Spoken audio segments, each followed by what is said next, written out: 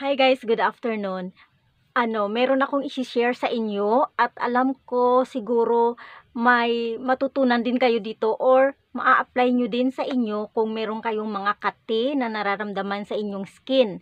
Guys, yung sa akin, kita nyo yan, ayan o. Kita nyo yung lips ko.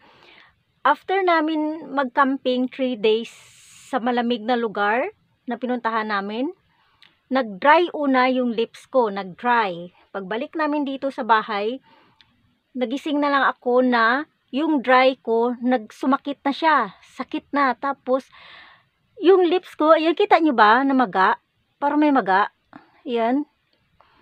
Yung maga na yan, guys, yung sa pinakagitna niya, mayroong tuldok na red. As in, ang kati. Sobra. 2 days ko na siyang ininda, yung kati niya. 2 days na talaga. Sabi ko, ano ba to? Sabi ko, pag 3 days na hindi pa to mawawala, pupunta na kami sa doktor or siguro sa chemist, manghingi kami ng kung anong ointment ang pwede. So ngayon, habang nakaupo ako, naalala ko, sabi ko, kasi ang kati talaga hindi ko naman pwedeng kutkutin, kasi lips yan Sabi ko, bakit kaya hindi ko i-try ang garlic? Garlic guys, garlic, ayan. Garlic, tapos nag-cut lang ako ng maliit, tapos habang nakaupo ako, nanonood ng TV, ginanong-ganong ko lang. Ginanong ko siya guys. Ang bilis ng epekto talaga. Ang bilis ng epekto niya talaga guys. Sandali lang nawala na agad yung kati hanggang ngayon. Nakapagpahinga na ako talaga sa kati niya.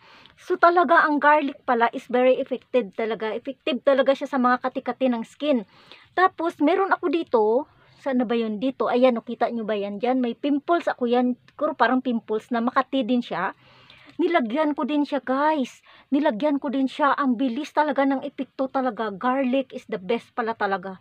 Magaling talaga ang garlic guys. So ngayon kung meron kayong mga kati-kati sa skin nyo, i-try nyo to. I-ganon nyo lang. Ganon nyo oh. Grabe. Maramdaman mo talaga agad yung parang may kinakagat siya dyan na parang hindi mo maintindihan na parang nanunuot siya dito sa skin mo. Tapos ayan nawala na. Kita nyo ba yun? Ayan oh. Maga yan Tapos nawala na guys ang kati guys. Yun lang, garlic is the best talaga guys. Yan, i-try nyo din kung meron kayong mga kati-kati sa skin nyo. Yun lang, gusto ko lang i-share kasi para makatulong din ba. Yun, 'di ba? At least hindi ka na nagpa-doktor. Ayun lang, bye.